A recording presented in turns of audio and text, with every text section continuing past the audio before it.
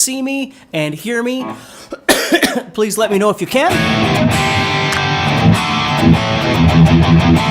Make sure you can hear my guitar and my voice. So hello everybody, I can see there's a number of people here already.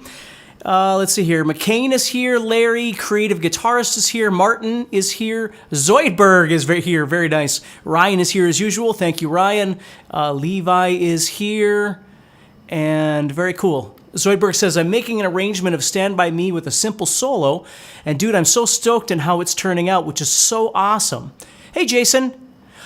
Hey everybody. Hey Randy. Can you guys let me know, can you hear me okay? Just throw me a yes if you can hear me okay. All right? Polaris is here. Perfect. Awesome. Eric is here. Very cool. Phil is here.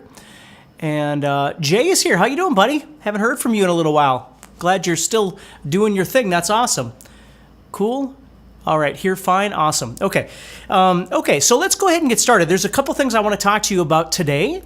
And we probably won't go really long. I have been very sick for the last few days, and I just crawled out of bed about an hour ago so I could do this live event. So I don't know how long my voice is going to hold out, but I want to show you a couple things and just talk about a couple things from some questions I just saw and some other things. So what we're going to do, excuse me, I'm so sorry if I keep coughing, okay? The first thing I want to do is talk to you about a new, I could call it a product, but it's a website that I came across. And it is most certainly not for everybody. And again, I'm not getting paid or anything like that. I just want to show you this because I thought it was pretty amazing. So I have a podcast actually coming out with a gentleman from this company. The name of it is Musiversal. Musiversal. Kenneth, I'm looking forward to Nashville too. It's going to be a lot of fun. So I don't know if anybody's ever heard of this before, but I want to show you this really quick. I'm going to show you the website so you can see what this is. Now, like I said, this most certainly is not for everybody, but it's called Musiversal. And basically what this website is a website where you pay, now here's the thing, it's $199 a month, so it is not for everybody. But basically what you do is, if you're the kind of person that does a lot of writing songs, or you do a lot of cover songs, whatever it might be, something where you're doing recording and writing and that sort of thing, and but you don't have the other musicians around you to fulfill your vision of what you're trying to do. Maybe they're your own songs that you're writing. Maybe you're doing cover songs or something like that, whatever it is. So for $199 a month, what they do is you can hire for $199, as I understand it, $199 covers everything. And so let's say you've written a song, but you don't have a drummer, you don't have a bass player, you don't have a singer, you don't have a keyboard player, you want someone maybe to do the guitar parts, maybe you've done part of the guitar parts, but you need help in finishing that guitar part that you're doing. Whatever it might be, once you've become a member of this thing, you hire. And again, the hiring is all in the $199 fee, so you don't pay any more than that. But you schedule a call with a bass player, and then you tell them beforehand, you send them the track, and you send them, what key it's in and the tempo and whatever it might be, and what you've got so far, and you say, hey, I need a bass line for this. Or maybe you start with a drummer, and you say, I need a drum, I've written this thing, it's 3.5 minutes long on guitar, and it might not be done yet, but this is what I have so far. And you send it to the drummer, and the drummer goes, oh, okay, so next Thursday at 9:30 in the morning or whatever, let's get together and I'll record your part. And so you get together and you watch them play it, and then, for 30 minutes or 45 minutes or however long the session is, you record that part. They record it, they send it to you. And then you get together with a bass player, and then you get together with a singer. I mean, it's pretty amazing. Like, I was blown away by this. Like I said, the only thing is it's not cheap. $199 a month isn't in everybody's price range. But if you're the kind of person that does a lot of writing, and you want to make your music a reality, and it's your music. When they record your stuff, it's yours. You can put it on Spotify. You can do whatever you want with it. It belongs to you. It doesn't belong to them. So, hey, Rich from Chicago. Jason is here. Blaze is here. Sean is here. David's here. Irene is here. Paul Zuhair is here again. How you doing, buddy? Yeah, so Creative Guitar says he's heard of this before. I was blown away. I thought it was super, super cool. Like I said, if you're that musician, whether you're a guitar player or a singer or whatever it is that you might be, obviously being on this live session right now, you're probably a guitar player, but all the parts are available to fill in the gaps, and it's not just those instruments. You could have violin on there, you could have cello on there, you could have trumpet on there, you could have saxophone on there, you could have all kinds of different things, and they offer a lot of different services. I think like mixing and mastering, I think they offer that, but it's an extra amount. And again, I don't know all the details. I just, I connected with David from Musiversal, and I was just blown away by what they're offering. But anyway, I just wanted to mention that first. So if it's something where you're like, man, I've written up, 50 songs, but I just don't have other musicians around to, help me see my vision, this might be a wonderful answer for you. And, you don't have to sign up for a year. I think you can sign up just monthly. Maybe you do it for 3 months and get all your stuff recorded that you need to get recorded, and then you're out of there. Again, I don't know for sure. But so that was the first thing I wanted to show you. So I'm going to shut that off. Stop screen sharing. There we go. And then the second thing I wanted to mention was somebody had mentioned about chord chasing, which I always get questions on soloing and chord chasing and that sort of thing. So I thought I would just talk to you really quick about that. And then I'm going to talk to you about another topic as well that I always seem to find people are very interested in, which is kind of to do with modes and positions on the guitar and things like that. But so let's talk about chord chasing in a very basic a basic structure. So if I took a chord progression, I've got a backing track here that I'm going to play for you that goes from A minor, and then it goes to F, and then it goes to D minor, and then it goes to E major. That's how my backing track is going to go. So what I would do is in any time I'm presented with a musical situation, the first thing I do is I look and I say to myself, what key am I in? Do all the chords fit in this key? What scale do I know, or scale positions do I know relative to that key, that sort of thing. And that's what I'm saying for you to ask yourself. So in this case, we have A minor, F, and D minor, which all fit in the key of A minor. Okay? A minor is C major. Okay, so that means I could take A minor pentatonic. Now, if I know A natural minor or A Aeolian, I could play that.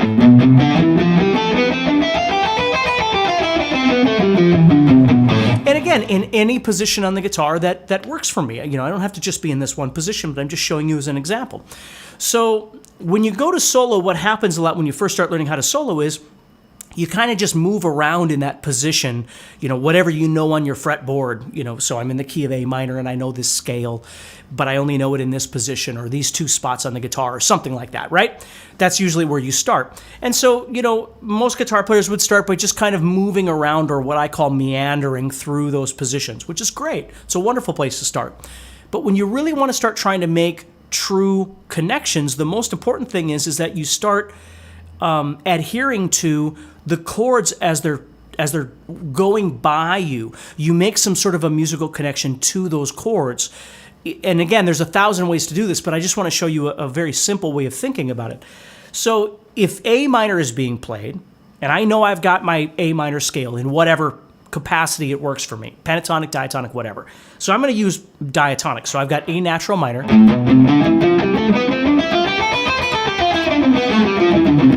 And I could play any of those notes, but there are notes that are more important at that moment in time than other notes. So for instance, if I look at this A minor chord, this bar chord sitting right on my guitar, I'm playing 5, 7, 7, 5, 5, 5. The notes I'd be playing collectively are going to be A, C, and E, which is the root, the third, and the fifth. And it's okay if you do know that. It's okay if you don't know that, but that's what I'm playing. So more importantly, at this stage in my soloing, is that I can visualize this chord sitting over the top of the scale position that I'm playing in at that moment in time as well. So they're both laying there in that same spot. So some of the notes of my scale match that chord, and some of the notes don't. The notes that match the chord, the notes that are part of the scale and part of the chord, we call chord tones. The notes that are part of the scale but they're not part of the chord are what we call non-chord tones. And quite simply, a chord tone is going to connect easier and sound more like home, where a non-chord tone has the possibility of sounding more dissonant. Okay? It has a bit more stress to it. So if I play an A minor chord and I play this, but then I go to, you see, I was playing a non-chord tone that then resolved to a chord tone. So one thing that you get used to doing when you first start learning how to do this is visualize your whole scale, use whatever it is you want to use, but learn to kind of direct your movement towards something that connects to that chord. That note right there, which is a C, and again, it's okay if you don't know that, but that's what it is also part of the chord, also part of the scale. So as that A minor chord is being played, I can go in here and I can think about driving through the scale that I'm using, either toward the floor or toward the ceiling. You know, I could go any direction, I can go both directions, whatever it is I want. But the point is, instead of just playing everything all the time and just playing, I'm trying to move towards something and make that something important. Now here comes F. So that's the next chord in my sequence. So I have to try and, again, in whatever capacity works for you. Maybe you know all the notes on your guitar and you're able to visualize the F triad on your guitar all over the fretboard, the F, A, and C, and that's great if you can. Or maybe you're just visualizing a chord of some sort, right? I could visualize F right here, and that would be great. The only thing about that is that it's not in the same spot that I was soloing in, right? It's somewhere else, and that's okay, but that means I've got to move to that spot. Now, if I move to that spot, maybe I do know the scale shape that's there, but maybe I don't. And so it's going to be a little bit trickier when I go there because I don't really know what else to do. Where if I can learn to visualize that chord in the same spot, again, right here is where I am, that might be easier. So what I'm going to do is I always teach a system called the caged chording system. And again, you can learn all of these things at guitar-zoom.com. I have courses on all this stuff. So your cage system would be sitting here on F. So I'm playing a C chord shape on F. So when it goes to the F chord, that's what I was on the A minor. Here comes F. I could go there or maybe to that note or something like that. Okay, here comes D minor. Well, D minor, I could play a fifth string D minor chord right there and make a connection to that in whatever way I want. And then finally, the last chord in this sequence is an E chord. Now, I put this in there on purpose to kind of talk a little bit more to everybody as well. The E chord does not fit in the key of A minor or the key of C major because they're relative major and minor. We would want an E minor chord. That would fit, and we call that diatonic. That's a diatonic chord. It fits in the family of the key of A minor, or again, the key of C, how you're looking at it. E major doesn't fit. E major's outside that. Now, the reason I made this backing track a long time ago was to have a chord that doesn't fit in the key. So when I'm playing over that E chord, again, I would expect to see an E minor chord, which would give me that note right there. But it doesn't, because I've got an E major. So it gives me that note. So here's a situation where you have a family of chords. They all work together, and your scale works, and everybody's happy. But then you've got this one chord that doesn't fit. We call it a non-diatonic chord because it doesn't fit in the key. So this one chord comes up, and so for that brief moment, we have to be a little bit careful on what we're doing. Okay, now I can still play A minor pentatonic or A minor diatonic or whatever it is that I'm doing, Okay, I just have to be a little careful when that chord comes up, because when that comes up, I expected to see E and G and B. Instead, I get E, G sharp, B. So that G sharp actually winds up being a really beautiful note to try and target in your solo, because it doesn't fit in the key. Let me show you what I mean. So I'm going to do something very simple, going from A minor to F to D minor to E, and I'm going to show you that G sharp over that E. So I'm going to just do this. Here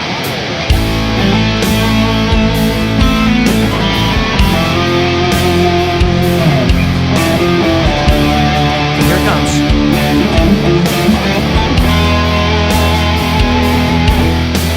So you see it sticks out, and over that particular moment in time, I'm going to go to that note G sharp, and it sounds really nice. Now, there's a million ways I could approach this, but when you first start learning how to play like this, the most important thing is don't get overwhelmed with too many thoughts. Like, don't think, oh, I got to know my whole fretboard, and I got to know all the notes on my guitar, and I got to know where all the chords are on the guitar, and all these different kinds of things. All of that may be true, but you don't need all of that in this one moment, right? The most important thing is just that you try and start making some basic connections. The easiest way to start doing this is just to go to the root each time. So you have A, F comes up, D comes up, D minor, and then here comes that E. I could just go to the E, just something very small and basic like that.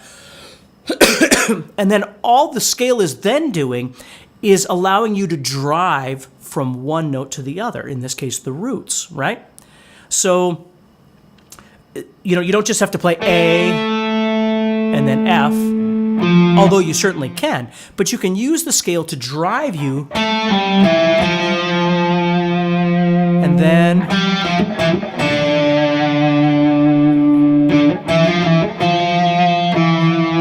you see, you can use the notes kind of around there. Now, the other thing you'll notice is that as I'm creating this, everything's in kind of what we call a register. Like, I'm not playing a couple notes and then way up here and then way down here, and not that there's anything wrong with that, because I can do that too. But if I'm trying to create a basic melody, one of the really nice things that you can do is just learn to keep everything in kind of a common, like if you were singing, your melody probably, if you think of, again, whatever song you want to think of, insert famous song here. The melody tends to be kind of in a range of notes. It's not 3 octaves. The song might do that, and there's parts in the song that might do that, but the chorus is going to be kind of this thing in a spot on the guitar. So if you think about it, then if I was going from like here, now I'm not starting on A. I'm going to start on another new note of the chord, which in this case is the C. It's okay if you don't know that; it's the 3rd. Okay, now here comes F. Well, I got to make a connection to that F.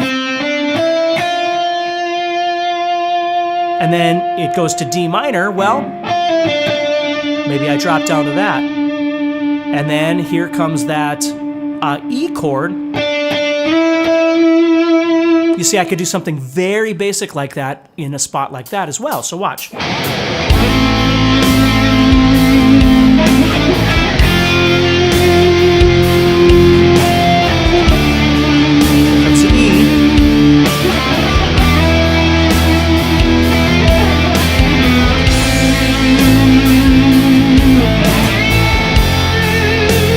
Comes D minor. Here comes an E.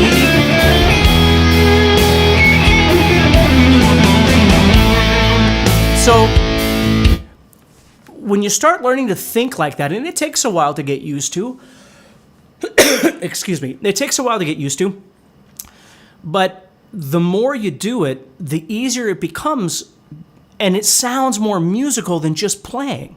Right? So that's what you really want to try and start learning how to do. So, in your daily or weekly practice routine or whatever it is that you have, you're developing your visualization and execution of your scales. And you're learning to visualize your chords across your fretboard, which again is why I highly, highly recommend that you study something like the Cage system. And again, I've got a guitar course that can help you with that.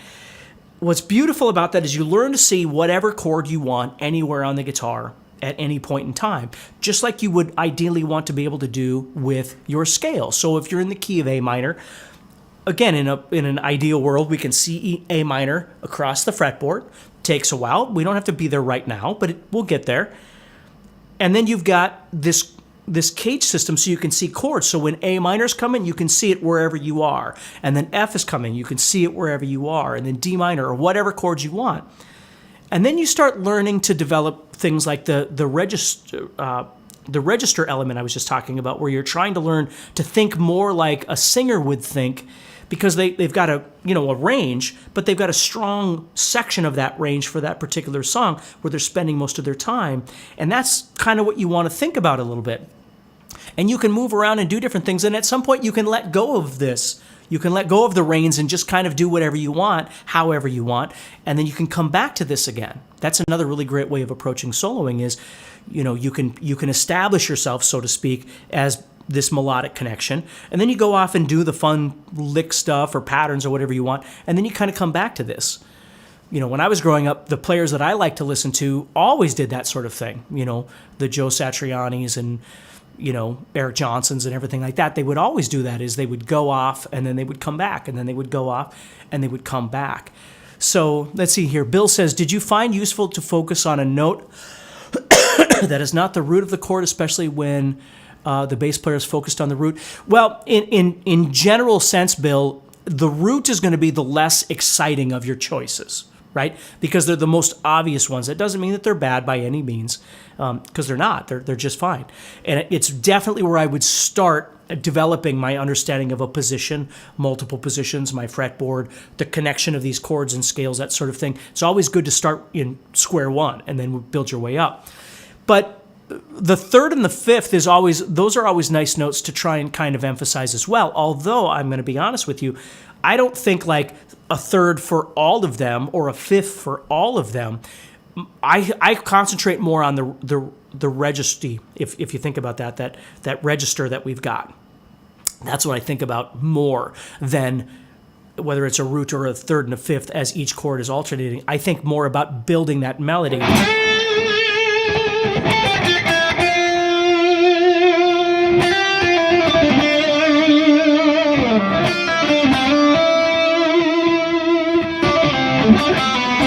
Like that's what I think about more, is what does the melody sound like when I'm playing? You see, that's where I kind of focus on. So here's A minor, right? And here comes F. And then D minor.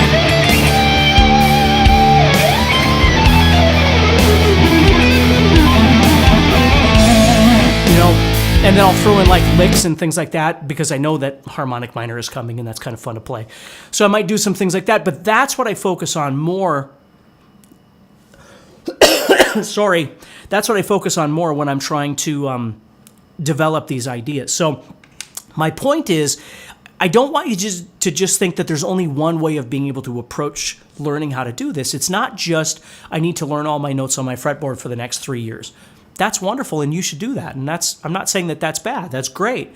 Or I should learn all my arpeggios. I think that's wonderful too. All I'm saying is there's a lot of different ways of being able to get to the answer while you're learning all these other things, because some of this stuff that we're learning on the guitar, it takes a long time. It takes years sometimes to develop these things. And I love the journey, and I'm sure you do too. That's why you play, right? But in the meantime, we can learn to make music along the way. Maybe we'll make better music when we learn number 1 or number 2 or number 3 or number 4, whatever these things are that we believe that we need. And again, I'm not saying that in a negative way. I'm saying that's wonderful. But during that time, we can learn to establish these musical skills as well. So it's not just information on the fretboard or information in our mind to make these connections to, we're in the key of whatever, and this is the scale. Those are all essential, no doubt about it. But you also want to develop musical skills of being able to,